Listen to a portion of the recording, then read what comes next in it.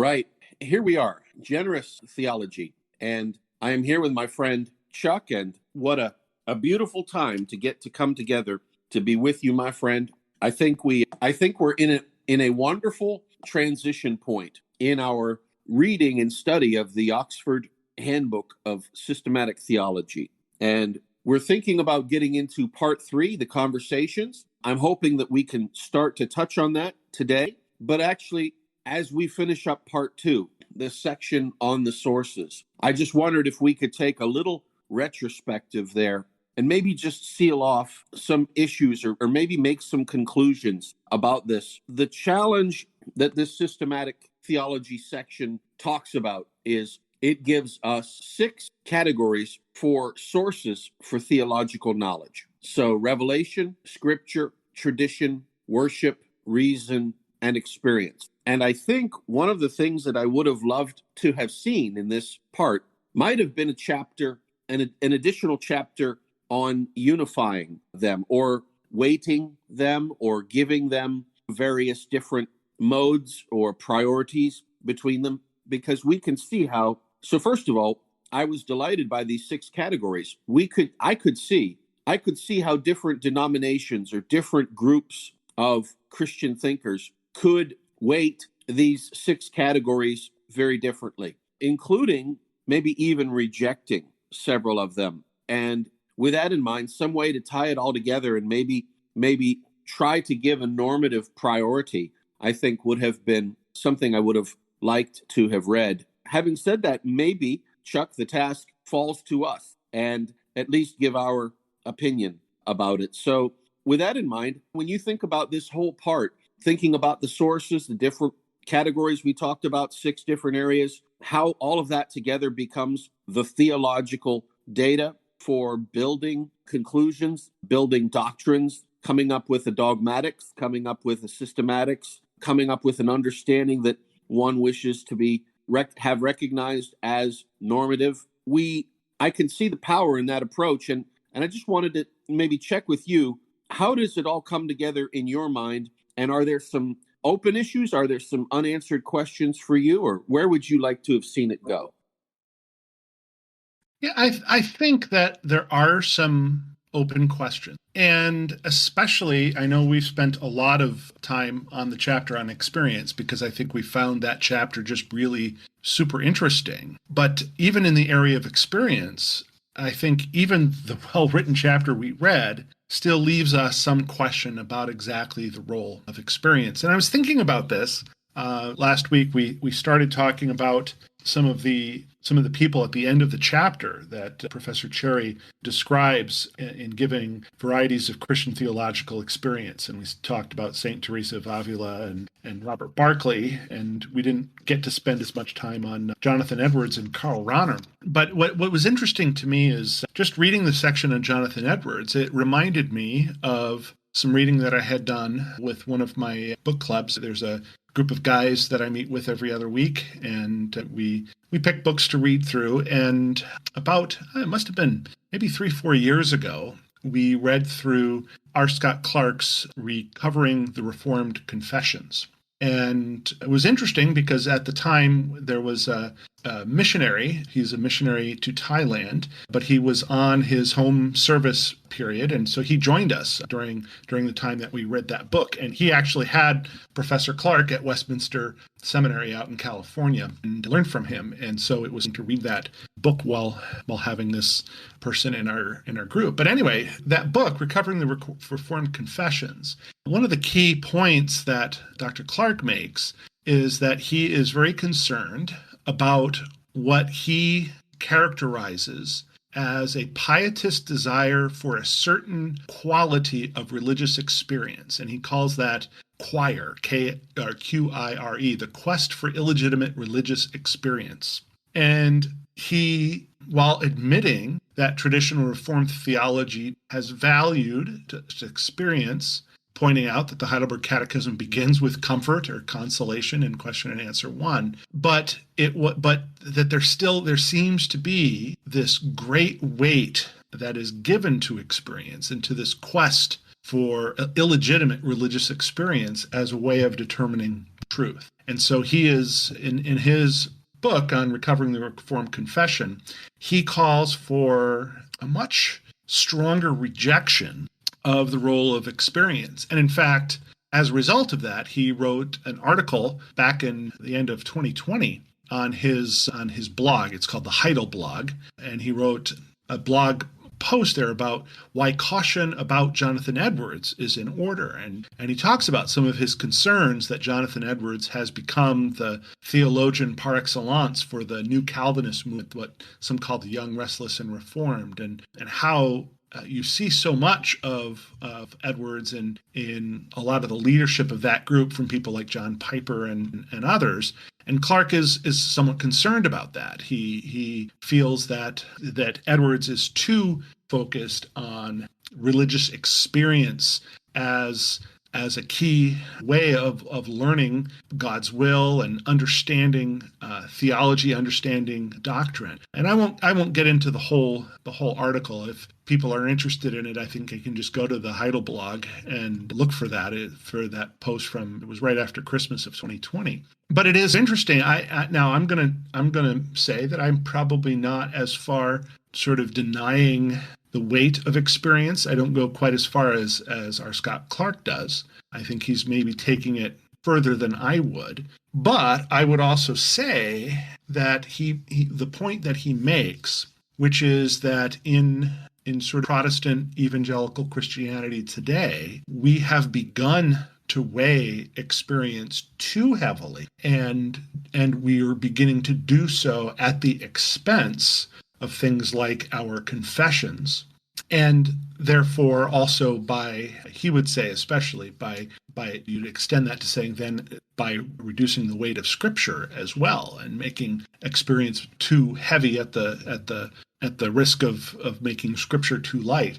I do think that is a legitimate concern, even if I wouldn't express it in exactly the same way that Dr. Clark does. And some of that, I think, may well be the impact of modernism, the impact of Kant and Schleiermacher, the Jena school, all that came from that. Being in our culture, having a huge impact on our culture, and eventually, even as we Christians say we're apart from that, it's still, we live in that milieu, and sometimes we take on some of the ideas of the culture around us, and we sometimes almost try to argue that no, that we turn it into something that we say, oh, this is scriptural, this is legitimate, this is normative. But what we're doing is somewhat of a syncretism and of Christian belief and of Christian thought and of what the world thinks around us. And certainly, I think there is a concern that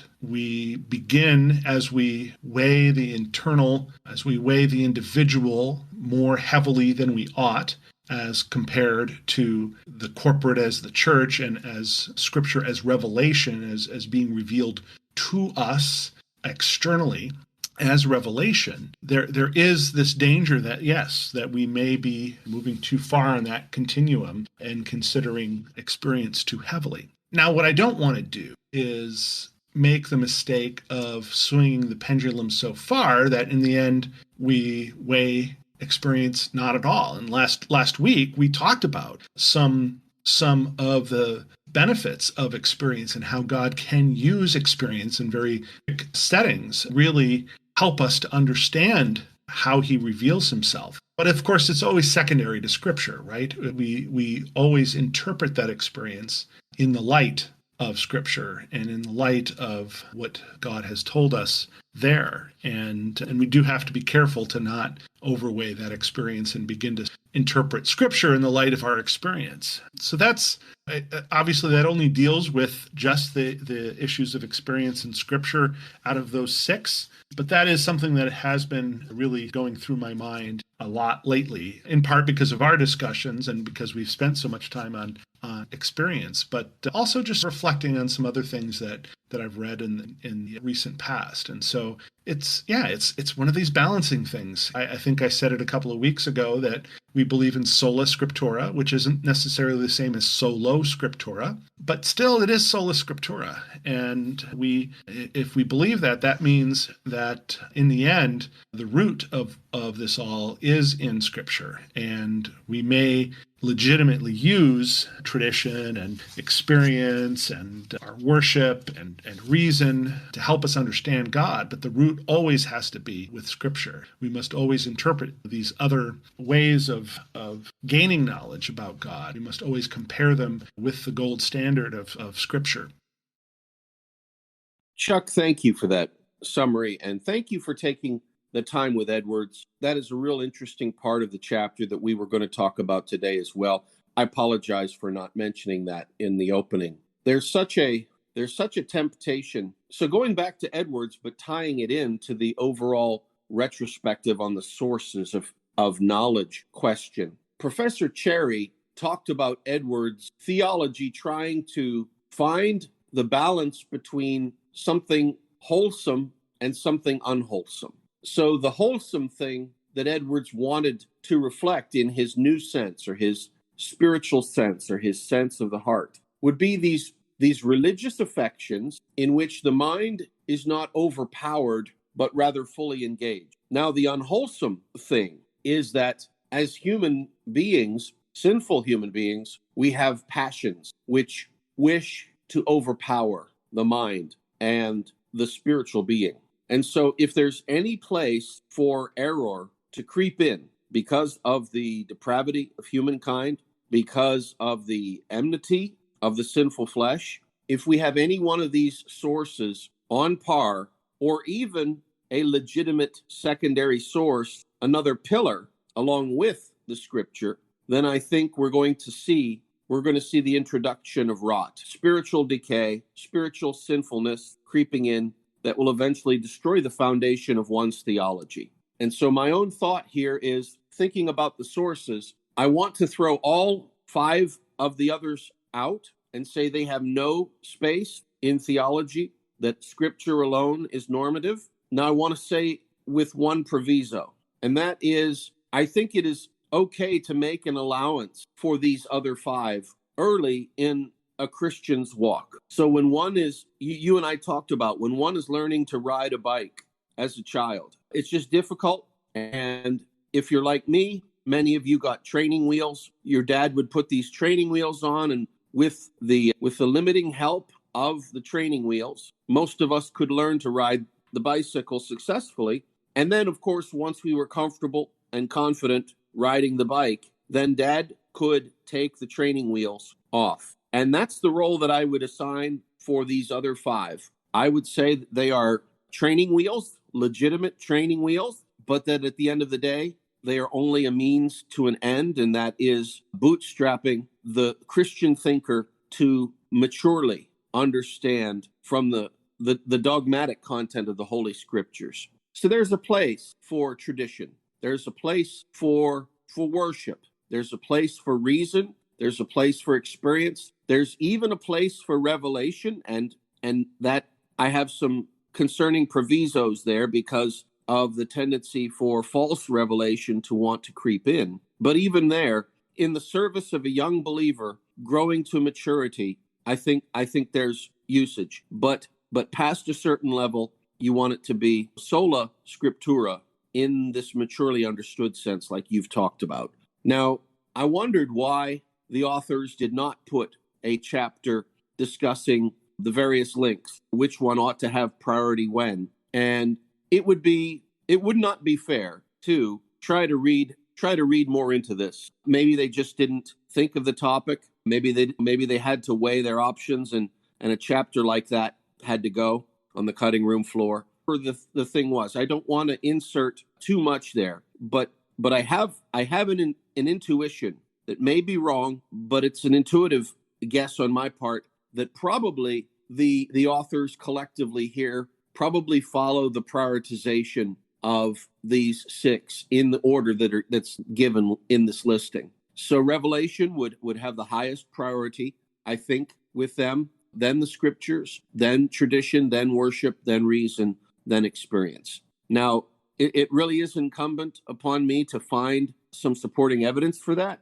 And I think that's going to be a quest for me to try to do. But I think we're going to see in this opening conversation in chapter 24, in part 3, I think we're going to see this come to the forefront, because I'm almost going to preempt our discussion here in chapter 24 and say that it's going to be biblical studies versus systematic theology is almost going to be the story of how Revelation came to be more important than the other 5, including scripture, in the modern corpus of thought. Now, will that play out? I'm guessing it will, but let's go through and do the reading and find out. So that's some ideas there on the post-mortem with the sources. I apologize, Chuck. We did want to talk more about Edwards and Ronner. Was there something about Ronner that you wanted to bring up here before we moved on with things? I didn't have anything particular with regard to Ronner. Ronner obviously is interesting because he's the closest to our time, being a 20th century guy. On the other hand, he's a Roman Catholic, and to some extent, we haven't, I think it's fair to say that we haven't run up against him as often as we might against some of these others that we've talked about. I do one thing that I did find interesting in Ronner, and there's just a section there where Professor Charry describes Ronner's view as experience and knowledge being closely linked, and Ronner seeing experience in general as imaginative, cognitive, and affective together, and that he distinguishes knowledge or experience that we cannot yet name, and by means of which we live unself-consciously, and he calls that unthematic knowledge, from that which we think we realize and understand so that we live and choose responsibly, thematic knowledge. And that did remind me a little bit that way of thinking about knowledge and experience and the impact of how those work together reminded me a little bit of Herman Dooyeweerd. And in his theory of the cosmonomic idea, his philosophy, which comes very much out of a Dutch Reformed tradition, Dooyeweerd talks about naive knowledge, which often is that knowledge that we have or the beliefs that we have that we hold not because we've thought through them rationally, but because we just hold them naively without fully understanding why we do. But it is often a result of our worldviews that come from our culture, that come from the way we were raised, that come from any number of places. And so I found that connection, that description of this unthematic knowledge and thematic knowledge, and that connection to experience and the link between experience and knowledge. I found that to be interesting just because of what I perceive to be some similarities between what Ronner says on that very particular issue and what Herman Dooyeweerd says. Now, I'll admit that part of Dooyeweerd's philosophy is still something that I'm at the very beginnings of learning and understanding. I'm not quite ready to go into a whole thesis on how they're linked or how they're really very different from each other. But at least at a very basic level, I did find that connection, that parallel, to be somewhat interesting. Thank you for that, my friend. Now, I think I probably need to do more reading with Ronner to understand him fairly. But just from this section from Professor Charry, I got a deep sense that probably Ronner, but in particular, the authors of this systematic theology as a whole, considered corporately, would probably be, and I'm searching for the right words here, at the risk of being too polemical with it, I'm going to throw it out there, much too Pelagian. And by that, I don't mean heretics in the sense that Pelagius was declared a heretic. I mean in the sense of this positive theological anthropology. So with Ronner, we have this idea that all persons are open to and in search of their own fulfillment, a fulfillment which lies in and is enabled by God. And I find that a very optimistic statement.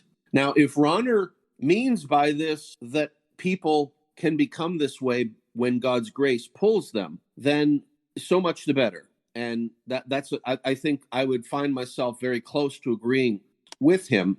There is a section there that might be read that way. human nature as seeking to know and find the fullest possible reality that presses beyond itself toward God. This is a result of divine grace. God is always choosing us and wishes to choose us for himself forever. But I can't help thinking of Augustine here. Lord, deliver me from that evil man, myself. And maybe Ronner's properly qualified better than I'm giving him credit for here. But I would say that for each of the essays in this sources section, I would find it very difficult to imagine any of these professors agreeing with that Augustinian characteristic. Lord, deliver me from that evil man, myself. And so there's an optimism when the authors are talking about revelation and tradition and worship and reason, and even Professor Charry with experience. There's this optimism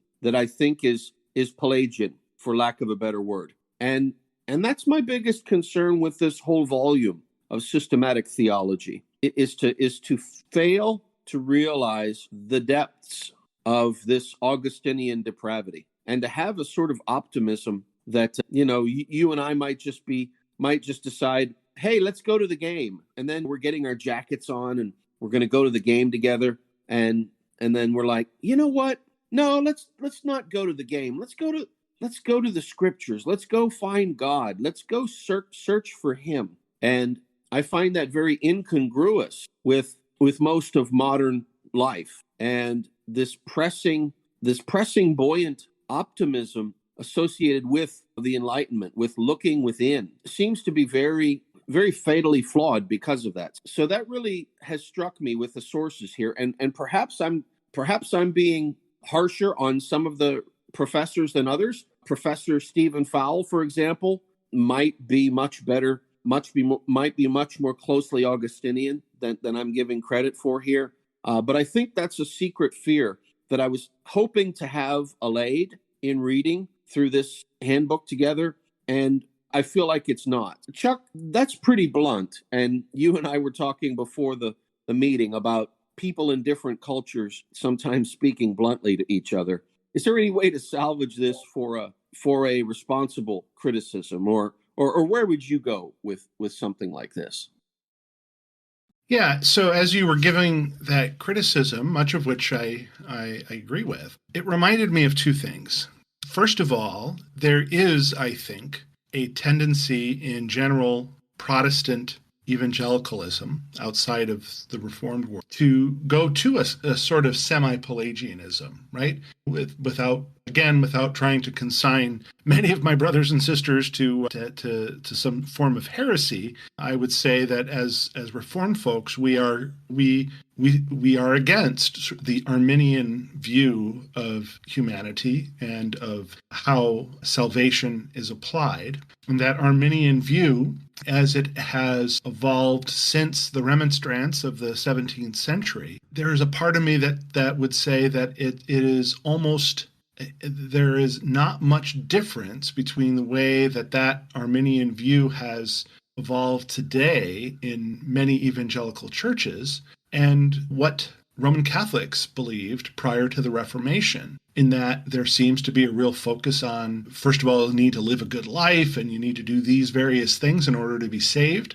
I just heard a statistic that something like 58% of all evangelicals agreed with the statement that there are things that you must do, behaviors that you must take, that you must add on to grace in order to be saved.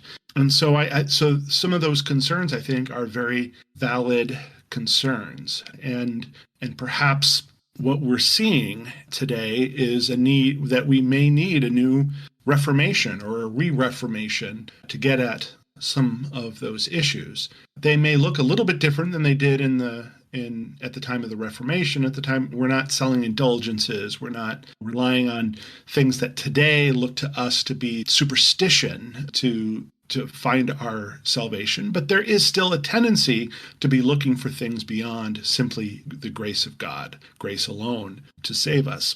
So that's one piece. And I think while we're seeing that in sort of general evangelicalism. It may well be that we're also seeing it in other areas of Christianity. I think sort of the neo-Orthodox post-Barth view that seems to be the general tenor of the book that we're reading. It may be that they're just as affected by that as well. And then the other thing that I would note in this regard, and just thinking about how the Augustinian view of sin is this. I think Rahner might potentially, and again, all we have is a page on Rahner, and I haven't done a lot of deep diving into Rahner himself. You could read some of what is written there about Rahner.